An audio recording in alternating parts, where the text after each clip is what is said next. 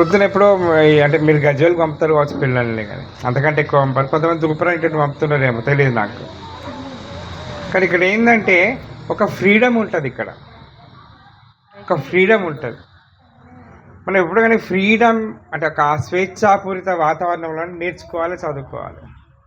ఈ కట్టేసినట్టుంటే ఏమైతే ఏమి రాదు అది కదా పిల్లలు. అని అవునా? ఆడుకుంటేనే ఎక్కువ చదువుకుంటారు కదా, అవునా? చదువుకోమంటే చదువుకోరు, ఆడుకోమంటే ఆడుకుంటారు, చదువుకుంటారు కదా, రైట్. సో అది సైకాలజీ, అది మనం అర్థం చేసుకోవాలి. ఇప్పుడు ఏమవుతుందంటే, ఇప్పుడు మన మిత్రుడు అన్నాడు ప్రాథమిక పాఠశాలని బలోపేతం చేయాలన్నాడు. 100% భారత ప్రభుత్వము అదే దృష్టితో ఉంది. FLN అనే కార్యక్రమాన్ని ప్రారంభించింది అందుకు. మీకు తెలుసో తెలియదు, ఇక్కడ చాలామందికి గతంలో అంటే జస్ట్ 2 years బ్యాక్ G20 సదస్సు అనేది జరిగింది.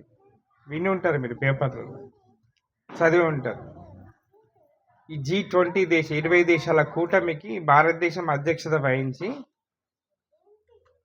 వారికి ఒక దిశానిర్దేశం చేసింది. ప్రపంచవ్యాప్తంగా ఈ ప్రాథమిక పాఠశాలలు అంటే ఈ ప్రైమరీ ఎడ్యుకేషన్ని ఎట్లా స్ట్రెంథెన్ చేసుకోవాలని ఒక గైడ్ లైన్స్ ఇచ్చి దానికి బలోపేతం చేయడానికి ఒక మార్గదర్శకాలని, కొన్ని సూచనలు ఇచ్చి ఒక డాక్యుమెంట్ లాగా ప్రపోజ్ చేసిన దేశం భారతదేశం. ఇది చాలా తక్కువ మందికి తెలిసి ఏం చేసిందంటే, G20 ప్రెసిడెంట్గా ఉన్నప్పుడు ఇది ఒక కీలక పరిణామం జరిగింది. అక్కడి నుండే FLN అనేది స్టార్ట్ అయింది.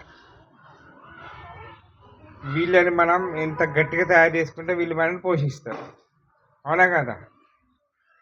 మనం పెద్దోళ్ళం అయిపోతాం, మనకు శక్తి ఉండదు, మనం ఎవరు పోషించాలి? మరి వాళ్ళు ఎట్లా తయారు కావాలి? నువ్వు ప్రైవేట్ స్కూళ్ళలో పెట్టి దాంట్లో జైలు వేసినట్టు చేస్తే వాడైతే అట్లా వికసించాడు. వాడు ఏం తీవ్రవాది అవుతాడు కూడా మనకు తెలియదు ఫ్యూచర్లో. ఇది సైన్స్, ఇది చాలామంది పేరెంట్స్కి అర్థమవుతలేదు. దాని పరిణామాలు ఎట్లుంటాయో మనకు కూడా తెలియదు అది భవిష్యత్తులో. కానీ వీళ్ళు మనకు ఆదుకునే తరం ఇది. దీన్ని మనం ఖచ్చితంగా దానికి అనుగుణమైనటువంటి విద్య మనం అందివ్వాలి. సో అది ఇప్పుడు ఈ సమ్మర్ క్యాంప్లో మీరే అంటున్నారు పిల్లవాళ్ళు ఎంత యాక్టివ్గా నేర్చుకున్నారు, చదువుకున్నారు. ఆ మెథడ్ని మనం ప్రపోజ్ చేస్తున్నాం. అదే మెథడ్ మనం FLN అంటే కూడా అదే, నథింగ్ బట్ అదే. ఇంకా చెప్పాలంటే కూడా సో మనం ఏదో పాఠం చెప్తే వాడికి ఏం అర్థమవుతుంది, ఎందుకు వానికి వస్తుంది? ఓ చాక్లెట్ ఇస్తే తింటాడు, ఓ బిస్కెట్ ఇస్తే తింటాడు, కానీ కూర్చున్నట్టు పాఠం చెప్తే వాడికి ఏం అర్థమవుతుంది? ఏం అర్థం కాదు. పాఠం చెప్పడానికి ఒక పద్ధతి ఉంటుంది. ఓ పని చేయించుకుంటే దాంట్లో ఉన్న నీతిని చెప్తే వాడికి అర్థమవుతుంది. ఒక యాక్టివిటీ చేయించుకుంటే దాంట్లో ఉన్న సూత్రం ఏందో చెప్తే అర్థమవుతుంది. సో అది మా టీచర్లు అందరూ బాగా ట్రైనింగ్, వీళ్ళందరూ కూడా నిష్ణాతులే, మళ్ళా కూడా ట్రైనింగ్స్ ఇస్తున్నాం. ఇప్పుడు చేర్యాల మండలం, మా సార్ కూడా చేస్తారు కార్యక్రమం. చేర్యాల మండలంలో ప్రతి గ్రామ కార్యదర్శి, స్పెషల్ ఆఫీసరు, MDOలు, MROలు అందరూ కలిసి ఒక గొప్ప కార్యక్రమం నడుస్తుంది, బడిబాట అని చెప్పేసి. అందరు ఊరు తిరుగుతున్నాం. ఇక్కడ ఇది ఒక వ్యవస్థ. ఈ వ్యవస్థను మనం చంపేసుకుంటాం, మళ్ళీ ఇది బతకది కదా, రాదు ఇక పైకి లేవదిగా. ఈ వ్యవస్థను కాపాడుకుంటే ఇంత పెద్ద విలేజ్ ఇటు చూస్తే వెనుకోండి జాగా ఉంది, ఇంకా ఇది తీసేసి మంచి బిల్డింగ్ కట్టుకోవచ్చు, అవునా కదా? కానీ ఒక 100 మంది పిల్లలు వస్తే మద్దుకుంటారు. 100 మంది పిల్లల్ని పంపి మీరు గవర్నమెంట్ మీద ప్రెషర్ తీసుకొస్తే బిల్డింగ్ కడుతుంది. ఇక్కడ సార్ అన్నాడు 23 మంది 30 మంది. అసలు యాక్చువల్గా మీకు తెలుసా 40+ స్ట్రెంత్ ఉంటే ఇప్పుడు కంప్యూటర్స్ ఇస్తున్నాం, మీకు తెలుసో తెలియదు? మైమో గారికి తెలుసు. 40+ స్ట్రెంత్ ఉంటే ఆ స్కూళ్ళకి, ప్రైమరీ స్కూళ్ళకి కంప్యూటర్స్ వస్తున్నాయి జూన్లో. కొంచెం విడతల వారికి వస్తాయి, జూన్ అంటే జూలై అవుతుంది కావచ్చు, ఒకేసారి దింపం మనం, విడతల వారికి వస్తాయి. మీకు ఇంకో విషయం చెప్తున్నా, ప్రాథమిక స్థాయి విద్యను బలోపేతం చేయడానికి మా వెనక మిత్రులు ఉన్నారు. జూన్ నుండి కంప్యూటర్ ఎడ్యుకేషన్, మీకు ఐడియా వచ్చింది కదా, కంప్యూటర్ ఎడ్యుకేషన్ మొదలు పెడుతున్నాం స్కూళ్ళలో, ప్రైమరీ స్కూళ్ళలోనే.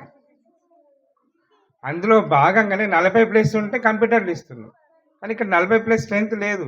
అమ్మా మళ్ళీ మీరు మా చైర్మన్ గారు 40+ తీసుకొచ్చి నాకు చెప్పండి స్ట్రెంత్ ఇంత ఉందని చెప్తే కంప్యూటర్లు వస్తాయి మనకి.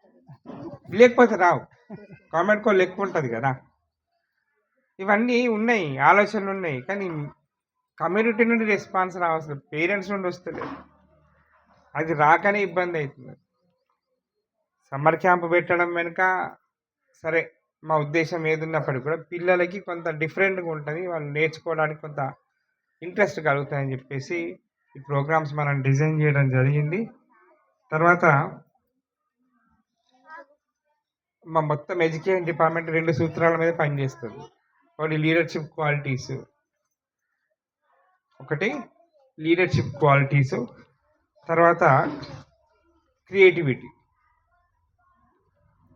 పిల్లల్ని మనం మంచి నాయకులుగా తయారు చేయాలి. నాయకులు అంటే మీరు కండువా వేసుకొని ఖద్దరు ధరించే వాళ్ళు కాదు, చాలా తప్పది. మీరు మా సార్ మాట్లాడుతూ ఎంఏఓ గారి గురించి మాట చెప్పిండ్రు. లీడర్షిప్ క్వాలిటీ అంటారు. అంటే పని చేయించడం కాదు, పని చేయడం ఇంపార్టెంట్. ఫస్ట్ ఎవరైతే పని చేస్తారో వాళ్ళని లీడర్ అంటాం మనం. అట్లనే మా హెచ్ఎం గారు ఉన్నారు, వీరు కూడా లీడర్స్. అంటే చెప్పడం కాదు, మనం చేస్తే ఈయన చూస్తే ఒక 60 స్కూల్ స్టార్ట్ అయింది. మా ఎంఏఓ గారు చెప్తే ఇది వాళ్ళు చేస్తారు, వీరిని దృష్టిలో పెట్టుకొని ఒక 10 స్కూల్ మోటివేట్ అవుతుంది. అట్లా ఈ లీడర్షిప్ని పెంచడానికి మనం అదే మౌలిక సూత్రంగా మన కరికులంని డిజైన్ చేసుకోవడం జరిగింది. అట్లనే క్రియేటివిటీ, పిల్లల్లో క్రియేటివిటీ చాలా ఉంటుంది. మూస పద్ధతిలో నేర్చుకుంటే ఏం రాదు. రాబోయే సమస్యలు చాలా ఎక్కువ ఉన్నాయి. ఆ సమస్యలన్నిటికీ ఆన్సర్ కావాలంటే వీళ్ళ నుండే రావాలి. కానీ వీళ్ళని ఆ